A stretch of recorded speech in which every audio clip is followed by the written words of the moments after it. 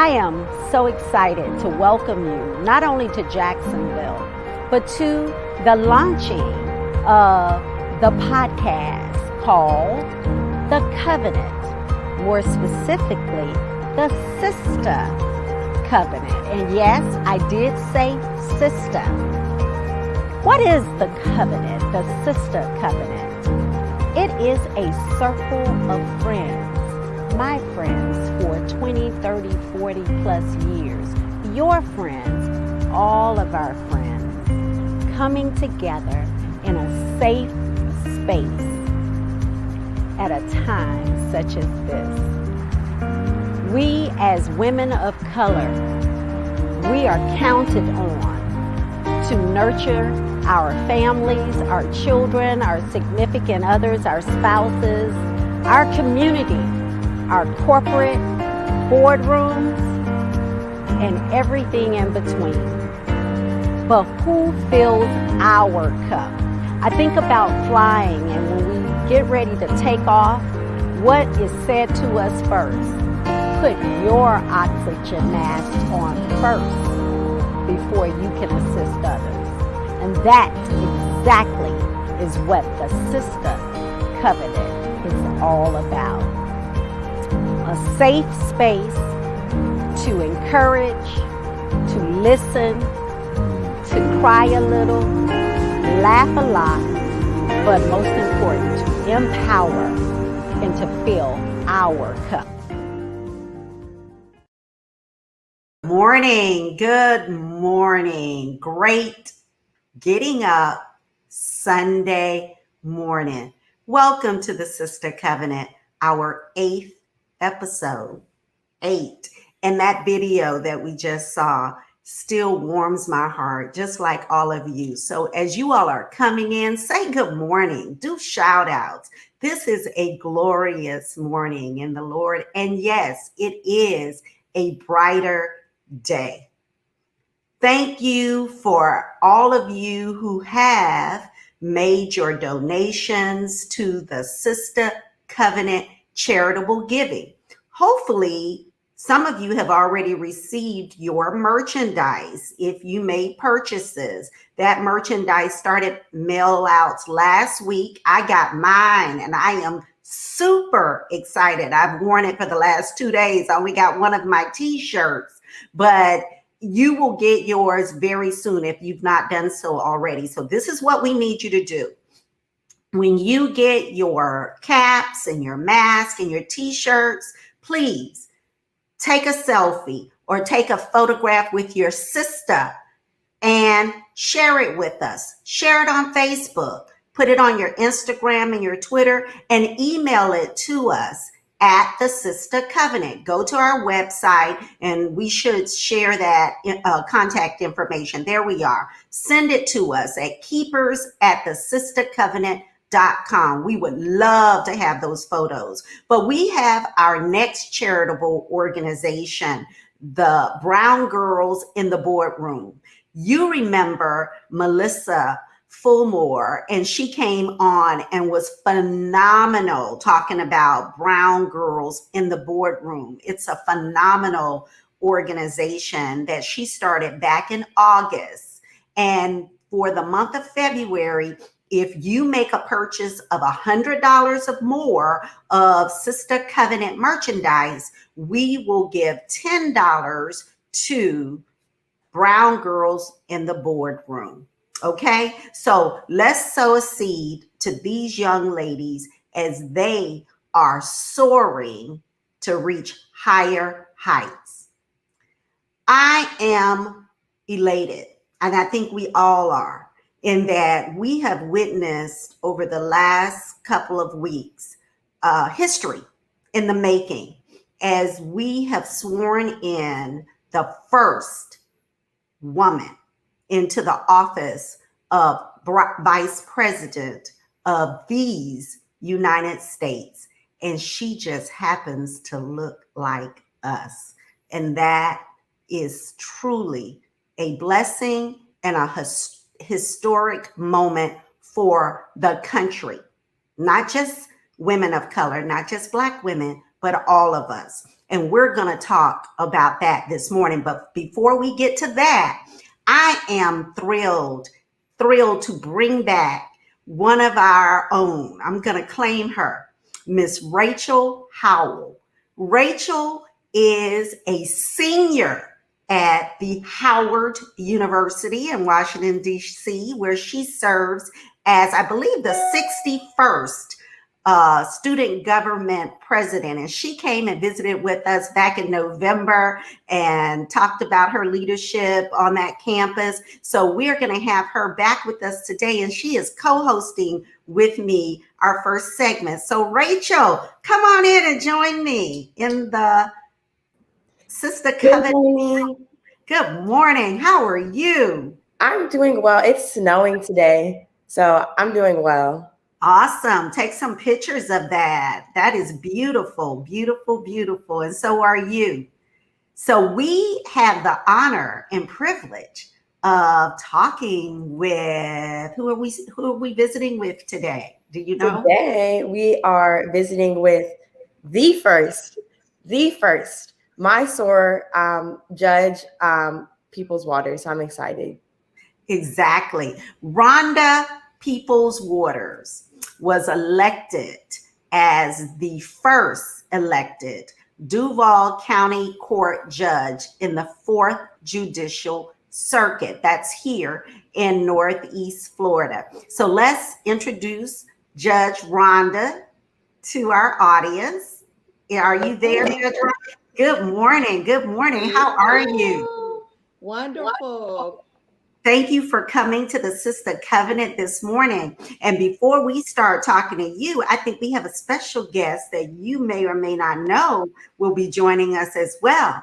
And that is Miss Jasmine Waters. Jasmine is a sophomore electrical engineering student at the Florida Agricultural and Mechanical University in Tallahassee. And she's over there right now. So she is joining us as well. We asked her to come. Hi, Jasmine.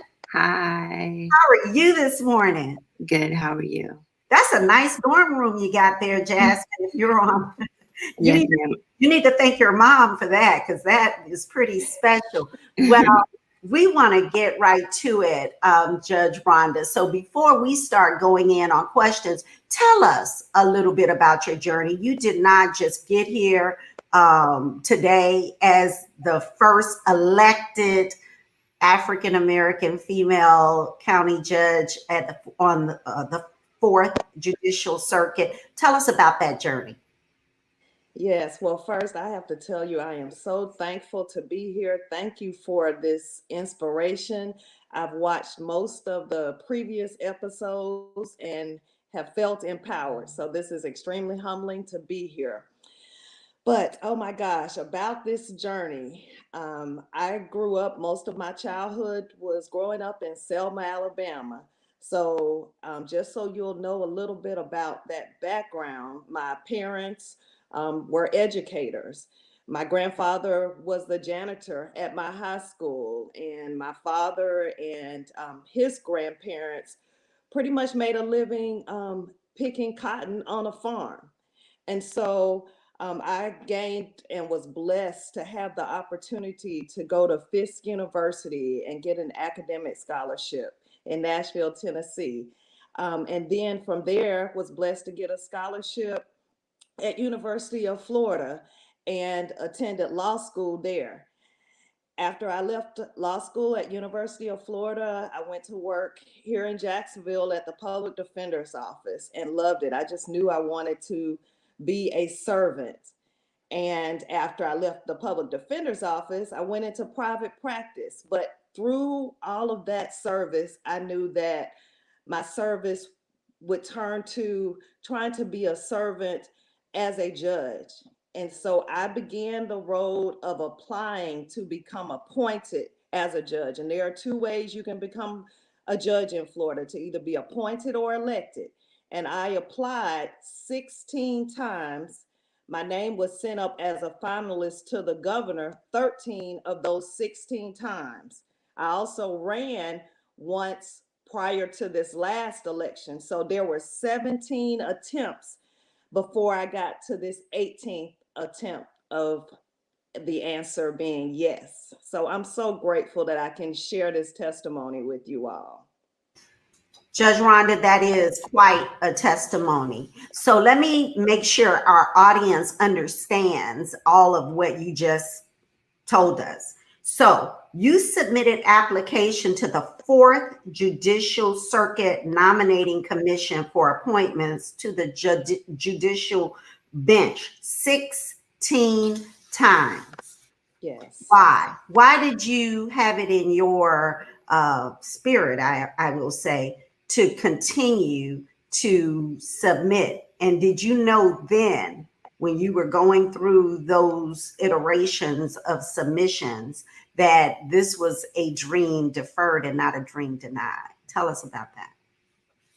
Wow. Well, I'll just be honest with you. I knew what God had told me. I knew what God told me. So he kept saying to me, you have a choice to listen to man and man's no, or you have a choice to trust me. And I'm so thankful that I was able to hold on long enough to continue to hold that type of trust in him. But I also knew that diversity mattered.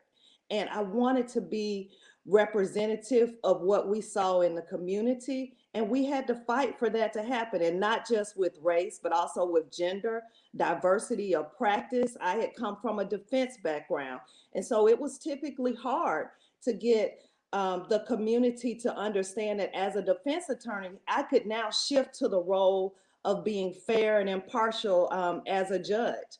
And so I'm just so glad that I was able to hold on, and we can use that testimony in whatever area of your life is to make sure that you listen closely to what God has told you. And that means that you have to see yourself like God sees you, regardless of what man or any of these outside forces are giving you an answer of. That's powerful, Judge Rhonda. Rachel, I know you have some questions around that. Yes, good morning, Soror. I already feel like I'm about to cry. Oh my goodness. Thank you so much for sharing your story. So I do have a question. How does it feel to be the first Black woman elected to the bench in Duval County, Florida? And what pressure comes with being the first? Well, it is again such an honor, but I also feel like it's a great responsibility. I started my morning and yesterday morning getting ready for the cases that I will hear on Monday. So I'm usually these last few days, I'm the last one leaving out of my chambers because I still feel like there's so much that I have to prove. And I have to make sure that I set this standard of excellence so that hopefully it'll be easier for you, Rachel, or whoever it is that we've opened the door for. So hopefully these same fires and challenges won't be yours. And I do count it an honor, but I must admit that it is a great responsibility that each of us has to make sure that we are paving a path for those to come after us. I have a follow-up question, if I may, Rachel, to that. So we know that we just sworn in the first woman of color, Black woman, an Asian background woman is vice president, nonpartisan, and you're the first African American elected in your role. But what Kamala Harris has said, she won't be the last. What are you doing? You just mentioned Rachel, and Rachel wants to be an attorney, and we'll talk to her about her aspirations here. But what are you doing, Judge Rhonda, to ensure you won't be the last elected woman of color in your role? Well, today is one of those examples.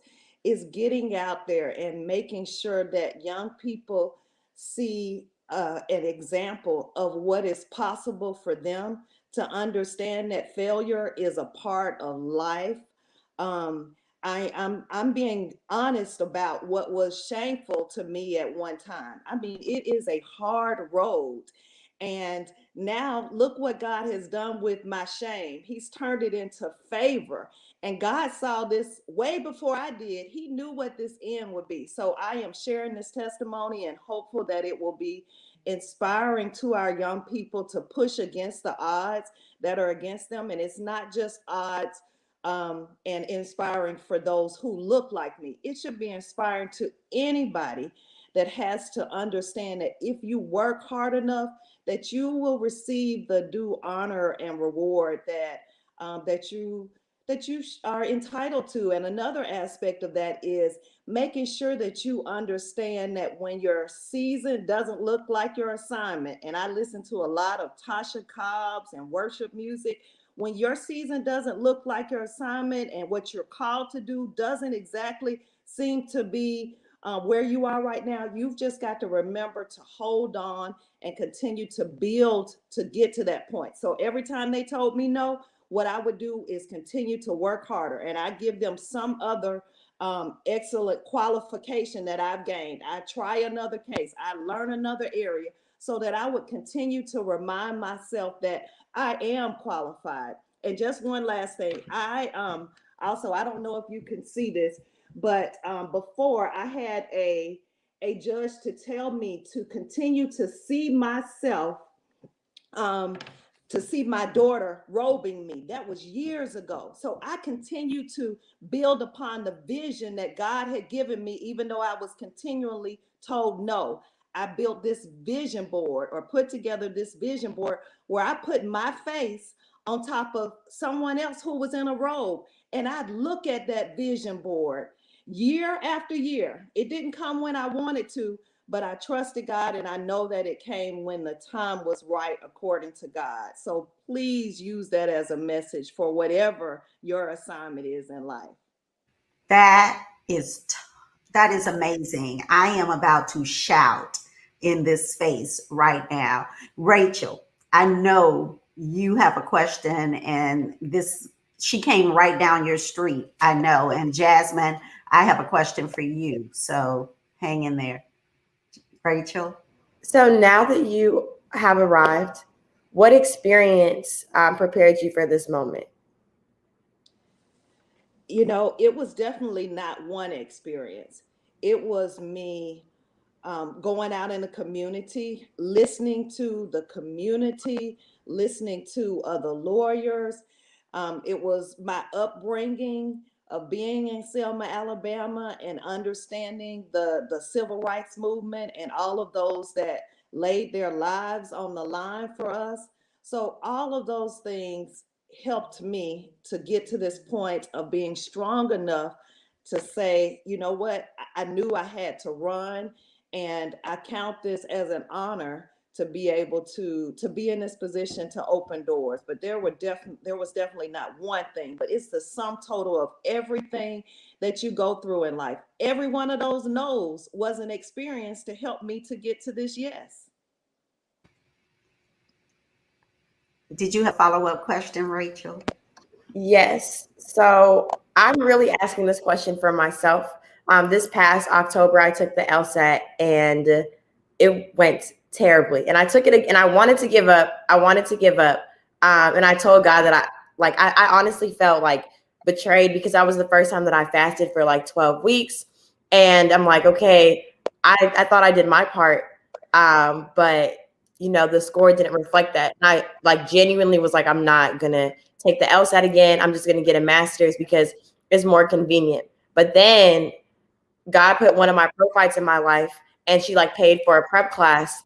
And so I took it again in January, and I always refer to my score as our score because so many people have been praying for me. So many people have poured into me. So we are going to see how we did. And I give it to God. And so we'll find out on Wednesday, and I'll keep y'all updated. But what advice do you have for a young woman of color who is interested in pursuing a career in law, right? They believe that's their God-given plan, like that's their purpose. That's how they can be of service to others, but they haven't, performed well on the LSAT, or they haven't passed the bar on their first attempt.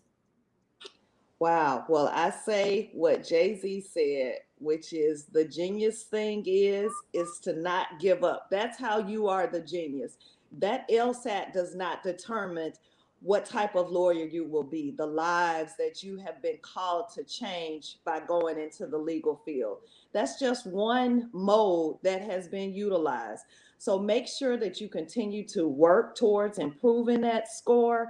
I did not have the greatest score, but I came in and look where I am now. So I just tell you to continue to try to improve that score, try other means to improve it, whether that be going through the different prep programs, fasting and praying, getting close to God, and making sure you continue to hear who God says you are. Because when you believe that, that LSAT in front of you is not going to be any match to the person that God has told you you are. And so I'm so excited, Rachel, because I know you will do well. And we need more of you in the legal field, and we need more of you and Jasmine's and, you know, all of you young ladies here in this community continuing to lift us up. No, I genuinely appreciate that. I genuinely appreciate that. So I do have a follow-up question. So when you feel like you are about to give up, what does your prayer life look like? What prayer do you pray? Well, I have a wonderful prayer partner and partners. I have friends who we try to pray daily. And I think that as a young person, if I had incorporated that more in my life, I'd be even stronger. So I send that message to you all. I spent quite a bit of time listening to Priscilla Shriver and those type of worship messages. You find whatever worship message works for you, worship songs, Tasha Cobbs, and those songs that remind you who you are, that you are God's masterpiece. So all of those things I pray and I say, God, remind me to see myself like you see me. And then when you put that in your mind, there is no match. And so that's what I say. Just continue to pray in a way that you feel God, that you can hear his voice. And I promise you, your power will not be matched. But I'm so excited for just what we have on store in our future in this moment in time. What I am excited for, thank you, Judge Rhonda, is this sisterhood. As you all know, that the Sister Covenant is about empowerment of us. And in the chat, Rachel, I want you to read all the comments that are directed to you right now. And that's why I wanted you and Judge Rhonda. Last time you were on, one of my dearest friends, LaFonda Middleton, directly messaged and said, I want to talk to that young lady. And I think you two have connected. But the comments that are in the chat right now are for you right now. Right now. So, I'm so emotional, like just reading this, like this comment, LSAT equals Lord send another testimony. I just feel like this is very like spot on. And I'm just like, and usually I'm not an emotional person, but like, I just feel so like incredibly grateful. So yeah, I just really appreciate y'all's comments. well, this village is your village. As you already know, it's not a one and done, right? So we are here for you. And that's why I wanted Jasmine here this morning. Good morning, sweetie. How do you feel right now in this moment, going through this journey with your mom? I am here to tell you, you're not an island alone. So when you're in a family, whether it be by birth or by intentional choice, you are here together. So how did you feel, Jasmine, going through those 16 iterations of no, and now we're running again? How are you feeling, and how did you feel, and how did you prepare yourself to be that support system for your mom? Honestly, it's a point of excitement. We didn't know when it was going to come, but we knew that it was coming eventually. So at this point, it's a matter of just understanding and being happy for my mom. Like, not only is she just an African American female county court judge, but she did this not only for myself or just me, but she did it for everybody in the community, and that's what I feel like people don't get. So right now we're just excited, to be in this moment, to be, happy for each other, and to see what else she can do. How do you feel as a young woman, as you're majoring in engineering, which is typically not an electrical engineer at that? I recruit for that particular position for my company. How do you feel this moment with your mother's recent swearing in January 5th, and now a swearing in of the first woman as the vice president in one of the highest offices in our land? How do you feel this is helping, or how can you leverage that as a young woman getting ready to prepare for your future? I would say I feel confident. I feel that there's hope. I feel determination, because very similarly, my mom walked inside of a white male dominated field, and that's kind of the same position that I would be walking in. So it definitely gives me inspiration knowing that if, my mom can do it, I can do it, type of thing. So is she Judge Rhonda Waters, Judge Peoples Waters to you, or is she just mom? And are they different people? She's definitely mom, but she's like a superstar mom. She definitely, of course, at certain times I didn't understand why she would do the things that she does, because I kind of felt like she was playing both roles, but at the time I only knew of a role of being like a mother. So to see how all this has played out, and how she has not only been there for me, but for other people surrounding her, and not for just the people surrounding her, but also for people that she doesn't even know, as far as the community, is so empowering, and so, enlightening, that you can see this for the past 19 years that you have been alive, regardless if she's a judge, a lawyer, a mom, or whatever the case is.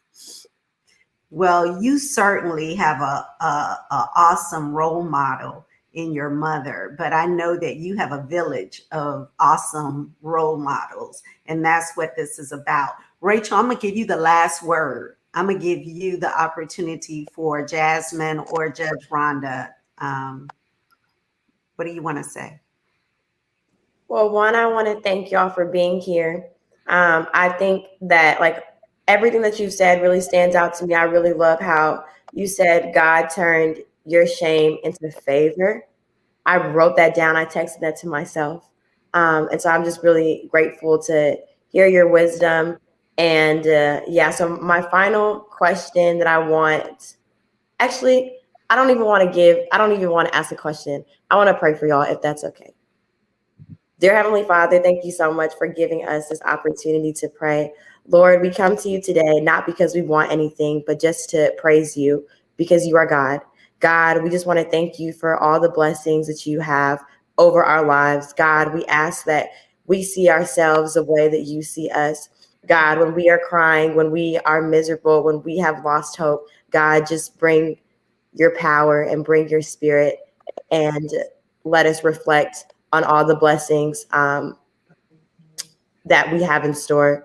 God, we thank you so much for the positioning. And God, we thank you so much for alignment.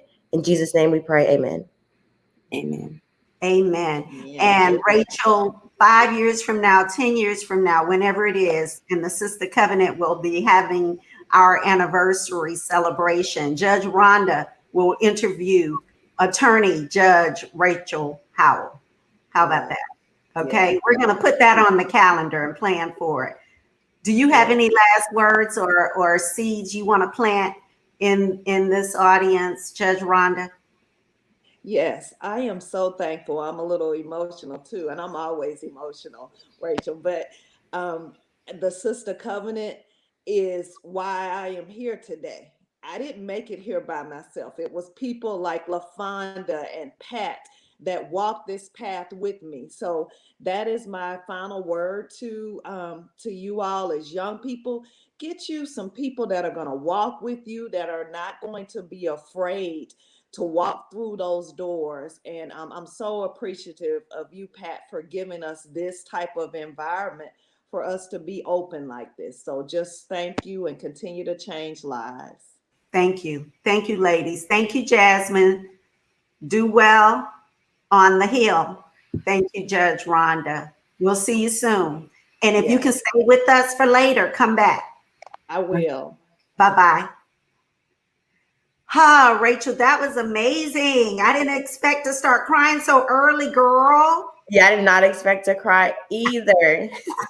I feel as if now that I'm getting older, and now that, I don't know, like my favorite Bible verse is Psalms 34:1. I will bless the Lord at all times. And that was like my grandfather's, like, that was his verse. So I feel as if, like, because I'm his legacy, I have to make sure that I have gratitude in my heart with all things. And so with that being said, now that I've shifted my perspective, because, you know, the first time I said that, I felt as if God, like, betrayed me, but it's like, no, he, like, now that I'm growing and I'm maturing in my faith, I'm, like, grateful for, like, that first experience, because, you know, it triggered new, like, just redirection. And and so now, like, I'm grateful for it, because I know that, you know, when I get accepted into law school, when I go to law school, people will look at me and be like, okay, if Rachel, you know, was able to do it, then I can do it. And that's why, like, every time I pray, like, now I've made it less about me. And I'm like, okay, God, allow for your will to be done. Because if you put something in my heart, then, you know, it's for a reason. So allow for your will to be done. And, like, I accept your will. It may not be like what I want it to be, but, like, God's timing is, like, perfect timing. So I just have to keep reminding myself of that. And I feel as if, you know, this past year was very hard, like, emotionally and, like, mentally. And, like, I always pushed through. So I didn't realize, like, you know, just how broken I was, like, this last year. But I'm just, every time I pray, I'm like, God, you know that when I get into law school, you know that when all of this happens, I'm going to, you know, give you the glory, because I know that it's through you and through you alone. Rachel, you are so much further ahead of the game. And you heard Judge Rhonda say that. She wishes she had the groundness that you have right now in your faith. And that is the whole picture. And you also heard her say she was once ashamed to share the times she was denied, but now that's her testimony and her badge of honor. So again, it's not a denial, it's a deferral, but it's all about the sharpening, because we know the brilliance comes in the sharpening and in the fire. And that's how you share it with others, so that they too can come and be a part of and shine as well, right? So it's all by divine, and it's all by his design. And we have to keep that in mind. So let's transition, because you and I can talk for a while. And so let's transition to our collegiate panel. I am so excited to bring other sisters in the room that are as brilliant as Rachel. Nira Hirden. Nira Hirden is also a student at Howard University, and she serves as the National Panhellenic Council President, and she is a proud member of Delta Sigma Theta Sorority Incorporated. Nira, are you there? Hi, Nira. Good morning. Good morning. Hi, Rachel. Good morning. And next, we would like to bring into the room Brittany. And Brittany Zapata, is also a student at Howard University. And she is the bacillus of Sigma Gamma Rho Sorority Incorporated. Good morning, Brittany. Good morning. Good morning. Thank you for having me. Thank you for joining us. And last but certainly not least, we would like to welcome Maya. And Maya Shed is also a student at Howard University and a proud member of Zeta Phi Beta Sorority Incorporated. Good morning, Maya. Good morning. How are you this morning? I'm doing pretty well. How are you? This first segment already has me excited. I'm really glad to be here. Isn't it awesome? I am so awesome. As you all may or may not know, the fifth Sunday is dedicated to women under 30, the youngins. And that's y'all. Y'all are the youngins. But let me tell you, I was once a youngin, and now I'm a beautiful legend. So you too will transition over, but it's the mark you make in between that dash that counts. So that's why I asked you guys to be here this morning, because you all are living your dash right now. So I want to just give you a moment, and I'm going to do it in reverse order. So Maya, tell us about who you are and how you got to where you are today. Okay, sure. Well, again, my name is Maya. I am a graduating senior at Howard University, majoring in theater arts administration with a minor in music and classical voice.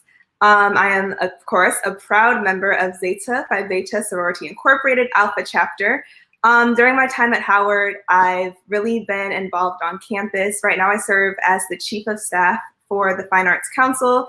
I'm very passionate about arts advocacy and making the arts accessible to children, adults, honestly to everyone, but especially the Black community.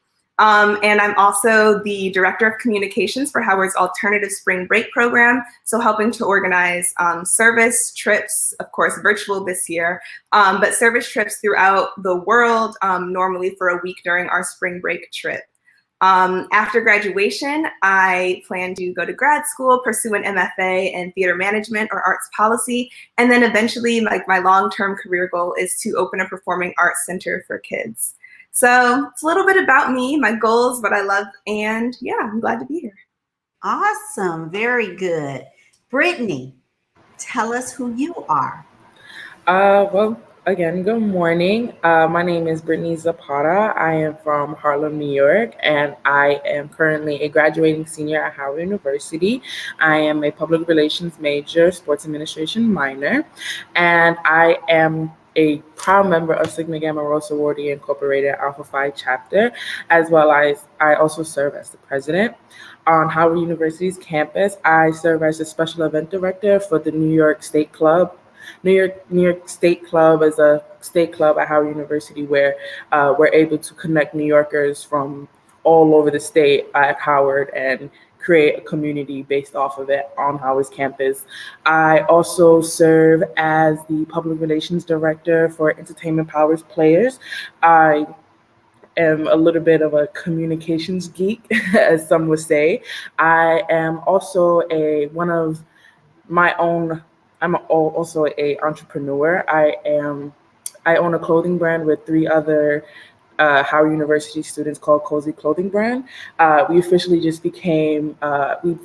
have an LLC, so congratulations to us. After graduation, I plan to attend the University of Houston to broaden my communications degree. And my lifetime goal is to own my own public relations firm where I'm able to have clients of all backgrounds, Hispanic, Black, white, Native American, in the entertainment, music, radio, sports field. Wow, that's a lot, Brittany. Wow, wow, congratulations to you. Nira, tell us who you are. Good morning again. My name is Nira Hayden, and I'm a graduating senior African American Studies and Sports Administration double major Spanish minor from Baltimore, Maryland. I have given my whole self to Howard. I am a member of Alpha Chapter, Delta Sigma Theta Sorority Incorporated, where I serve as the chaplain and social action chair. I am the president of the National Pan-Hellenic Council. I am the elections commissioner, which means I'm responsible for all undergraduate and graduate student government elections. I write for Sports Information. I manage the men's basketball team for 2 years. And currently I'm interning with an HBCU-owned sports and talent agency. I'm really passionate about the power of sports to create racial equity. So my postgraduate plans are to either continue my education or work towards that goal. And then long term, I plan to own and operate a nonprofit that encourages top high school athletic recruits to attend HBCUs through increasing the visibility of HBCUs in their athletic programs. My. I am glad that I graduated a couple of years before y'all. Okay, Rachel, remind our audience here at the Sister Covenant who you are. Who is Rachel Howell? Good morning, ladies. My name is Rachel Howell. I am a graduating senior political science major and philosophy minor from Alpharetta, Georgia. I currently serve as the 60th president of the Howard University Student Association. And even though I'm the 60th, I'm only the 12th woman to hold this position. So I'm definitely grateful to be able to be of service to all undergraduate and graduate students. I also serve as the historian for Alpha Kappa Alpha Sorority Incorporated Alpha Chapter, and I am currently working with the Collective PAC. The Collective PAC only endorses and sponsors progressive Black candidates. I would say that attending Howard University has been by far one of the greatest honors of my life. When I look back on, how great God has been, I think about how I applied to Howard when Howard extended the deadline, and I applied and submitted my application at 11:44 p.m. And I just want to say that I'm just grateful for God's timing. And at the time, I really wanted to go to Spelman, and I didn't get into Spelman, but I have to remind myself that, at the time, God knew that, Kamala Harris was going to be vice president of the United States. God knew that I was going to be in Alpha Chapter, AKA God knew that I needed to be in Washington, D.C. to have the experiences that I had with interning with the late Honorable Congressman John Lewis and interning with the United Negro College Fund and working with Howard. So I'm definitely grateful, and I'm excited, to jump into today's conversation. That's a great segue, Rachel. And I want to open this up to each of you to take a minute and just tell us how you feeling in this moment. I selected each of you, not by happenstance. You all attend Howard. And we just lived through 2020 and all of what that brought to us. But we are here now. We're here in January, the last day, 2021. How are you all feeling? I want to start with you, Rachel. You just said it. Alpha Chapter, Howard University. God brought you to this moment. How do you feel? And how did you feel on the 20th of January? I am excited. Honestly, on January 20th, I was home and I lived with a few of my line sisters. And so we watched the inauguration, and as I'm getting older, I am so emotional. I am so emotional. So I remember I was just crying because, Vice President Kamala Harris didn't give up. A lot of people told her, okay, you need to wait your turn, or, you're not. When she ran for president originally, her numbers in the polls, weren't as strong. So a lot of people encouraged her to, take some time, be an active member in the Senate. And, then we will see what life would have for her. But I'm glad she didn't listen to, other people's comments. And I'm glad that she stayed strong in her faith, and she saw herself the way that God sees her. So I'm inspired, and I'm excited to see what is done in the future. And I'm just happy and grateful to be a part of history. And I feel as if, Vice President Kamala Harris embodies true alpha excellence. Nira? Something that my parents and village taught me since I was a little girl, that as a Black woman, when you enter a space, all Black women and Black people enter with you. And so something that's really empowering for me in a year that has been full of loss and destruction, and at the same time, growth of faith, all Black women and Black people have marched into the White House. And that is so empowering as all of us are about to graduate from Howard, knowing that we come from that type of stock, that we have that type of power that God has ordained, especially for us graduating in the same year as VP Harris entering the White House, that we can walk into any space that we want to now that she's there and we've gone with her. Oh, I'm gonna use that one. That is definitely. I need you to text that to me because I didn't have a chance to write it down. Thank you for that nugget. Maya, how are you feeling right now? I think the word that everybody is saying and feeling right now is definitely empowered. Just seeing a woman, first off, a woman in the office, amazing. And then you see it's a black woman who went to Howard. It's just seeing so much of myself and my family members, my little cousins, my sisters, my colleagues, seeing them in the White House, letting them know that they have these opportunities. Nothing is out of their reach. It's inspiring. It's really empowering, regardless of how you feel about everything else going on in our country right now. That is something to be proud of. Most definitely. Brittany, tell us, what are your thoughts? I feel like anything is possible. Not only is she a woman, not only is Kamala Harris a woman, but she didn't always come from wealth. And that's actually a big thing that sticks to me because I come from a small community. I come from a community that's only based on love and culture, and nothing else of it. And it shows me to know that 5 years ago today, I probably don't even know I would be attending Howard University, let alone graduate. Just tells me that anything is possible and that you are more than where you come from. And that's actually, again, like everyone's saying, empowering. Nira, tell us or enlighten our audience. You all represent the Divine Nine. You are the president of the National Panhellenic Council on Howard's campus. Give us the definition of what that is and the role that this organization plays. Sure.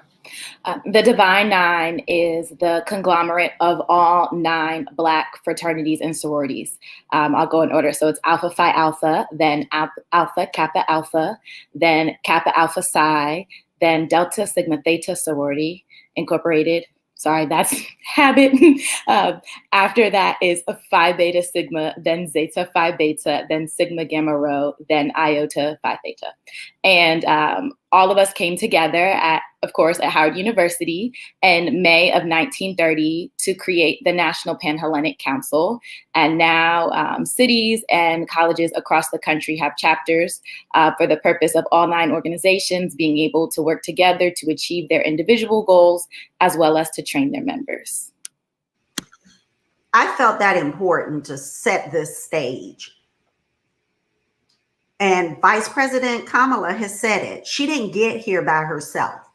She recognizes clearly that the country, she spoke to the country. And even though there may have been people that did not vote for the Joe Biden, Kamala Harris ticket, she's the vice president of the entire United States. And I love saying that. But she recognizes that women of color, specifically Black women, were a large part of that, not any one sect of that. So her AKA sisters, I know she is proud as you guys are of her, but she has said publicly that it was the collaborative effort of all Black women, specifically the Divine Nine. Tell us, and I want to hear from each of you, how do you feel that's playing out on your campus? And I know it's a little wonky with you not being there physically, but what do you see as leaders? How do you leverage that moment or this moment for future collaboration to make sure we are where we need to be, because we know we're stronger together? Anybody who wants to take that? I can take it.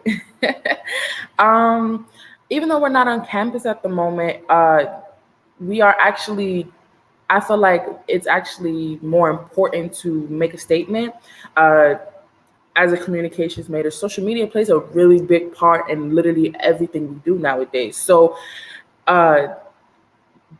being part of this organization is showing people literally on the other side of the world or in the different time zone what's possible and like how we can affect change, especially, and also different age groups.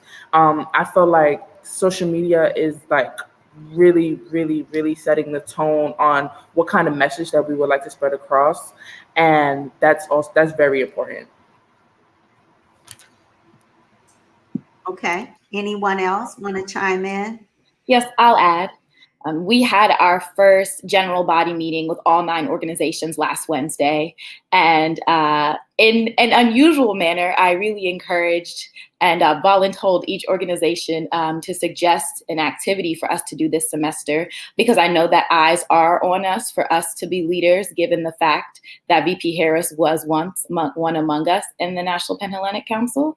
So we're really passionate about highlighting our members and past members and current members that are doing the work, so that the community can see that there are many more VP Harrises out there in the making. Rachel, what are your thoughts?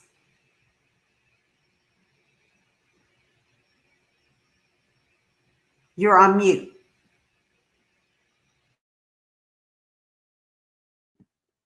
Oh, I would say that now that I apologize about that. Now that there's, even more attention on Alpha Chapter, whenever we host events, whenever we are together, we remind ourselves of what it means to truly embody Alpha excellence. And, when it comes to, putting on events, right? Or when it comes to, being of service, like to the community, like we remind ourselves that we're here to, cultivate leaders, because that's just the best part about Alpha Kappa Alpha Sorority Incorporated. And I would say like just sororities like overall is that as much as you give, people are able to give back to you. So it's literally, you're never going to be tired because someone is always pouring into you. So just, having the opportunity to do that has been like one of the greatest like honors like of my life. Maya, with Vice President Kamala Harris having attended Howard and walked the same halls and on the set or the quad or the union, I don't know what you guys call it, but how does that make you feel about the possibilities as you embark upon your future and your career? I think anyone who goes to Howard is immediately part of this giant family. And that's one of the first things that I noticed, when attending Howard. And I think that when you kind of like break it down and you start joining different organizations and you become, friends with the people in your major and you join a sorority or another organization on campus, you start to see how those families become even, smaller, tighter, more concise groups. And I think just seeing VP Harris in the White House and knowing like she is truly a part of our family, that even though she's the first one of us to make it to that spot, she is certainly not the last, and she's not the only one who deserves that position, is again very inspiring and very empowering. And as I prepare to graduate from Howard and enter the workforce, go to grad school, it's very daunting, especially in the time that we're in now, in the middle of a pandemic. For me personally, having a career in the arts, everything is truly up in the air. Nothing is what we thought it would be at this point. But seeing the successes of people like VP Harris gives me definitely an extra boost of confidence. A lot of people already knew Howard's name, but more people, especially more people that don't look like us, are now recognizing the greatness and the power and the talent that Howard holds in its name, and all of those who come from its doors and from the yard, from all of our programs. We embody that same power and that same excellence as VP Harris. And so that's always a bonus. It's a wonderful push forward, and it's a really great, mindset to have getting ready to graduate. So how do you ladies plan to, you're all graduating seniors, you're going out into the world. What's your superpower?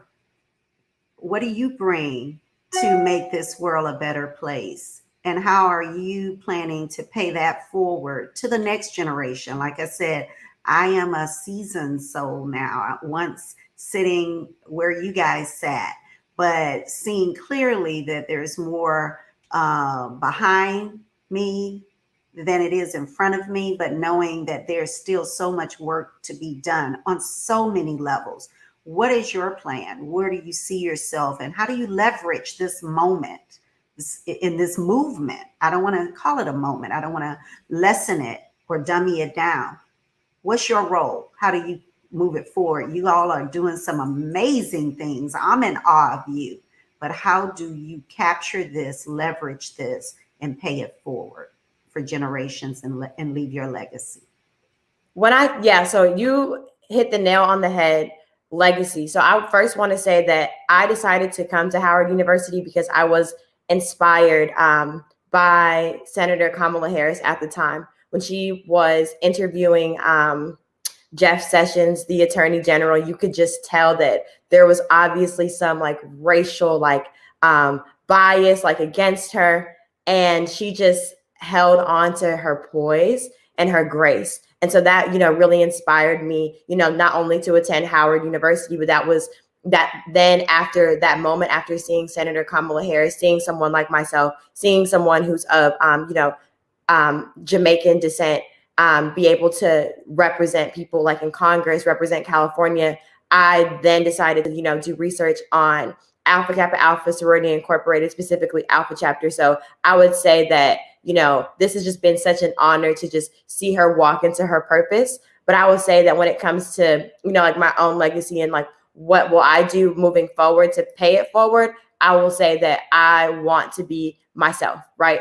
I want to be greater than my fear. I want to keep God first because I know that through all things, with God, all things are possible. So when I get on this podcast and I talk about how grateful I am to, just see the legacy of Kamala Harris, I want other young girls to do that. I feel as if growing up, I struggled a lot financially, and I'm just so grateful for those experiences, because I know that eventually when I become an attorney, when I become a legislator, there are going to be other young Black girls who grew up like myself and say, hey, if Rachel Howell can do it, I can do it.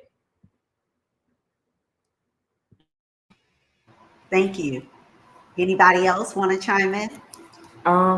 For me, it shows me to any room that you walk into, you need to show that your face is the face that everybody wants to see. That's something that VP Harris has taught me, but as well as attending Howard University, making sure that when you walk into the room, everybody sees you no matter what it is.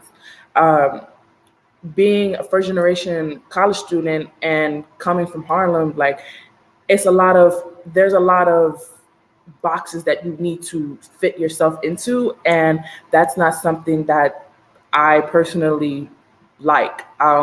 Checking off all the boxes VP Harris is actually something that is gonna make or break a lot of people into this world, and I feel like that's my superpower, making sure that I check all the boxes or boxes that are non-existent, because that's how you show you are different. Being at Howard University, all you want to do is pay forward to your community and show that a Dominican American who is also first generation everything can come to a prestigious university and still be a legislator or be a senator or even become the next vice president of the United States. Awesome. Mira. My superpower is knowing who I am and whose I am. I mentioned my village earlier, and Howard University runs deep in my family. My parents met at Howard. I had an uncle that went to Howard. Most of my church family members went to Howard. And because they knew who I was and whose I was, they highly urged Howard, even when I didn't want it. And then God moved some things, Rachel. So I understand feeling like you failed, but God had a greater purpose. So I ended up at Howard, and all of the experiences that I've had, specifically being a Black woman in sports, which is a white male dominated field, because I knew what I was grounded in and that the work I was doing was for a greater good and not for myself. I have been able to succeed in ways that Black women in general haven't yet in sports. And I am thrilled by the role models that are out there and people who have mentored and advised me along the way. And I will just keep grounded in the principles with which I was raised, and knowing that everything that I'm doing is for the glory of God. And I'm just so excited to make the world a better place through sports. Maya. I think that the superpower that I am claiming today is my presence. I think it's something that I've been able to cultivate and hone as an actor and as a performer, and coming to Howard and being in the room with so many people who are just as great and greater than I am has really just taught me how to stand up for myself, to be strong in what I believe and what I know that I am capable of doing. I think that's something that is just going to take me really far in my career and just my aspirations, honestly, even in my faith, staying strong in that and knowing, kind of like Mira said, who I am and still whose I am. I think that, you know, you asked about moving forward and how we plan to, you know, continue this legacy. I think that in every room that we enter, we represent Howard, of course. We represent the organization that we are a part of, but we also represent Black women in general, whether we want to or not. We are representative and indicative of one another. And so entering the room with my presence and with my ability to speak up for myself and to advocate for those who may not be comfortable or willing to speak up for themselves is something that I will carry forward with me, something that Vice President Harris has definitely inspired me to do even more. And I'm excited to be able to take those things that I've learned from Howard and the things that I've seen from our alumni who are doing such amazing things and carry that with me, honestly, for the rest of my life. That is amazing. That is an awesome segue to our beautiful collage that I want to demonstrate for all of you all right now, that I think says it best in picture. We've got our Chucks and Pearls. This was the Divine Nines tribute to Vice President Kamala Harris, because we claimed her first and we are now sharing her with the world. But this is Black Girl Magic in front of us right here, right now. And why I am so proud to have the village that I talk about for 2030 just celebrated 40 years 2 weeks ago as a Delta of Kappa Epsilon chapter. And shout out to my line sisters that built my village back then. And now some 40 years later, what you guys represent is us knowing that our future is secure. You don't have to dummy yourself down to make others feel more comfortable in a room. And that's what Judge Rhonda told and taught us today. You don't have to diminish yourself to validate someone else. Guess what? There is plenty of room at the table for all of us and all of you. And you demonstrate that right now in excellence every day, as you just said, Maya, in your presence when you show up. So thank you, ladies. I want to thank you for joining the Sister Covenant on this early Sunday, great Sunday, glorious Sunday morning. You will come back again. I know you will, because you're now a part of my village and I'm not going to let you go. So thank you, and continue to shine a light out in the world as you blaze your trail, because I know the sky is the limit for all of you, and I'm going to be hearing great things from all of you as you go forward. Thank you, ladies. Be blessed.